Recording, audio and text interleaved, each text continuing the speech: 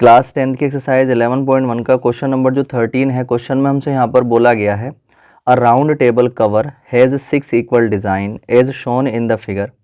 एक round table का cover है, उसके ऊपर 6 इक्वल डिज़ाइन बने हुए हैं। If radius of the cover is 28 centimetre, अगर उस कवर की जो रेडियस है वो 28 सेंटीमीटर है, find the cost of making the design.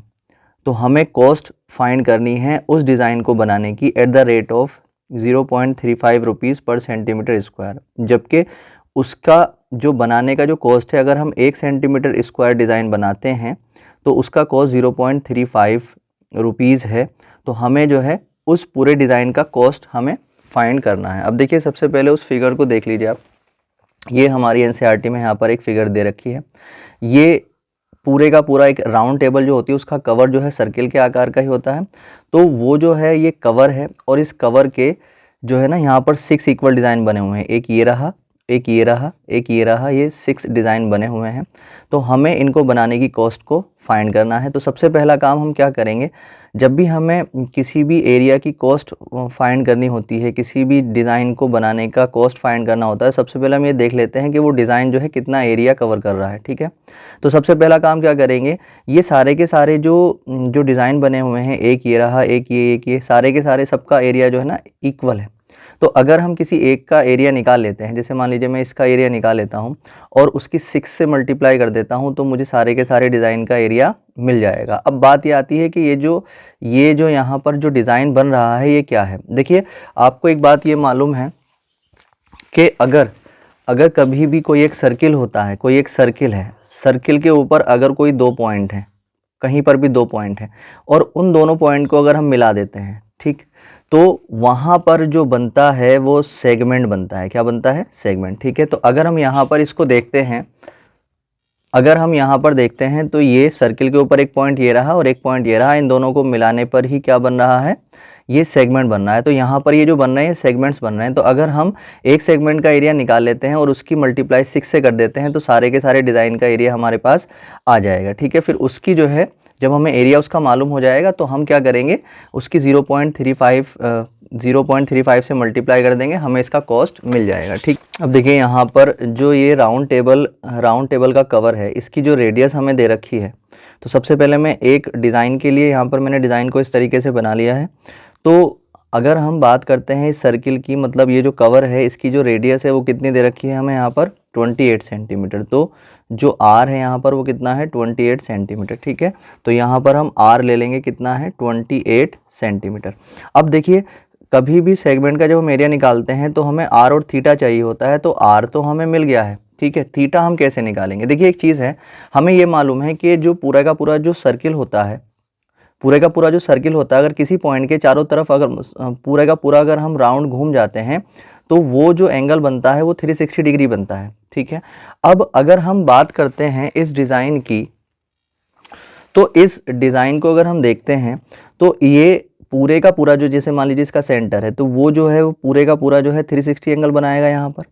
मगर अगर हम किसी एक सेगमेंट के लिए बात करते हैं, जैसे मान लीजिए मैंने यहाँ पर एक ये लाइन खींच ली यहाँ से, ये और ये, ठीक है, तो अब हम ये देखेंगे कि ये जो सेगमेंट है ये सर्किल के सेंटर से कितना एंगल बना रहा है, वो कैसे मालूम होगा हमको। तो देखिए, अगर हम बात करते हैं तो ये 360 डिग्री कंप्लीट है। अब ये 360 डिग्री जो है वो 6 हिस्सों में बढ़ गया है। कितने हिस्सों में बढ़ गया है? 6 हिस्सों में बढ़ गया है।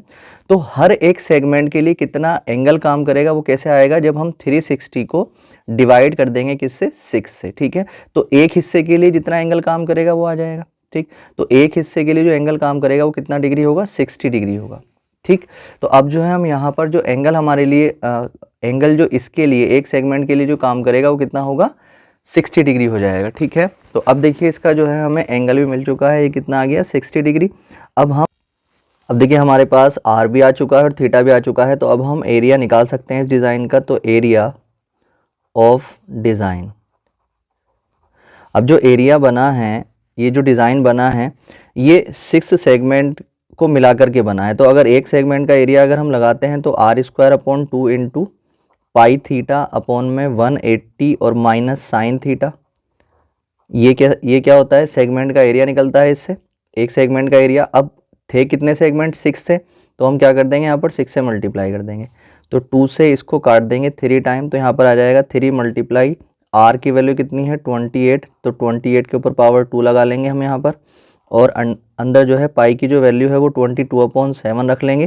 थीटा कितना है हमारे पास 60, और अपॉन में यहाँ पर कितना आ जाएगा 180, और माइनस साइन 60 डिग्री आ जाएगा। ठीक है, अब यहाँ पर जब हम देखेंगे तो 3 को तो आप ऐसे ही रखें, 28 के ऊपर पावर 2 है तो इसको 2 बार मल्टीप्लाई में लिख लें, 0 से 0 कैंसिल हो जाएगा, 6 से ये 3 टाइम कट जाएगा। अब देखिए 22 के अपॉन में 7 है, ऊपर वाले के जो अपॉन में होता है तो वो नीचे वाले के साथ मल्टीप्लाई में आ जाता है, तो यहाँ पर ये 22 तो ऐसे ही रहेगा, और ये 7 मल्टीप्लाई 3 हो जाएगा, माइनस साइन 60 की वैल्यू होती है √3/2। ठीक है, अब यहाँ पर 3 को आप ऐसे रखें, मल्टीप्लाई 28 को ऐसे रखें, मल्टीप्लाई 28 को ऐसे रखें, ये जो 22 अपॉन है 73 है, इसकी मल्टीप्लाई करेंगे 21 आ जाएगा, माइनस √3 की वैल्यू हमें क्वेश्चन में दे रखी है, हमें रखनी है 1.7, और अपॉन में कितना चल रहा है हमारे पास 2। ठीक है, तो अब यहाँ पर हम क्या करेंगे, 3 × 28 × 28 को आप ऐसे ही रखें, यहाँ पर आप एलसीएम ले लेंगे, एलसीएम कितना आ जाएगा यहाँ पर 42 एलसीएम आ जाएगा 21 और 1 में, तो 21 की डिवाइड 42 में 2 टाइम जाएगी, 2 की मल्टीप्लाई 22 से करेंगे अगर हम तो 44 मिल जाएगा, माइनस 2 की डिवाइड 42 में 21 टाइम जाएगी, 21 की जब हम 17 से मल्टीप्लाई करेंगे तो हमें मिल जाएगा 17 से जब इसकी मल्टीप्लाई करेंगे 21 की तो ये आ जाएगा 17 × 1 = 17 का 1 कैरी 1 17 दूनी 34, 34 और एक कैरी था तो 35 हो जाएंगे 35, एक डेट बाद पॉइंट था तो यहाँ पर हमने पॉइंट लगा लिया। ठीक है, अब यहाँ पर अगर हम देखते हैं तो देखिए सबसे पहली बात 3 से ये कट जाएगा, 3 × 1 = 3, कितने बच गए यहाँ पर, एक बच गया, 3 × 4 = 12। ठीक है, और फिर 14 से ये 2 टाइम खत्म हो जाएगा 28, तो यहाँ पर हमारे पास बचा 2 × 28, और ब्रैकेट में अपॉन में कुछ भी नहीं बचा है, यहाँ पर आ गया 44 और माइनस 35.7। ठीक है, तो अब हम इन दोनों की मल्टीप्लाई कर लेते हैं, 2 2 8 16 कैरी 1, 2 2 4, 4 और 1 5, 56 आ जाएगा, इसमें से इसको माइनस कर लेंगे। हमें मालूम है जब हम दो पॉइंट वाले नंबर जब पॉइंट वाले नंबर में माइनस करते हैं तो जो बड़ा नंबर है उसको ऊपर लिख लेंगे, जब दूसरा नंबर लिखते हैं तो पहले पॉइंट की जगह पहले पॉइंट लगा लेते हैं, इसमें पॉइंट कहीं नहीं था तो लास्ट में था, पॉइंट यहाँ पर आ जाएगा, 5 यहाँ पर और 3 यहाँ पर और 7 यहाँ पर। ठीक है, तो ऊपर कुछ नहीं था तो 0 था, 10 में से 7 चला गया तो 3 बचेगा, पॉइंट यहाँ पर 3 था, 13 में से 5 चला जाएगा तो 8 बचेगा, यहाँ पर हमारे पास बचेगा 3, तो ये कितना आ गया 8.3, तो ये मल्टीप्लाई में 8.3, जब इन दोनों की हम मल्टीप्लाई करेंगे तो हमें मिलेगा, तो जब इन दोनों की हम मल्टीप्लाई करेंगे तो हमें यहाँ पर मिल जाएगा 464.8। ठीक है, ये हमें इनकी मल्टीप्लाई करने पर मिल जाएगा और ये आ जाएगा इतना सेंटीमीटर स्क्वायर। तो जो ये जो डिज़ाइन है उसका जो कंप्लीट एरिया है वो कितना आ चुका है, वो इतना आ चुका है। अब हमें मालूम कर रहा था वो कॉस्ट के, इस डिज़ाइन को बनाने की कॉस्ट कितनी आ जाएगी। ठीक है, तो जब हमारे पास एरिया इतना है तो 1 सेंटीमीटर स्क्वायर की कॉस्ट थी 0.35। ठीक है, तो हमारे पास एरिया इतना है, तो अब टोटल कॉस्ट निकालने के लिए इस एरिया से हम उसकी मल्टीप्लाई कर देंगे। ठीक है, तो टोटल कॉस्ट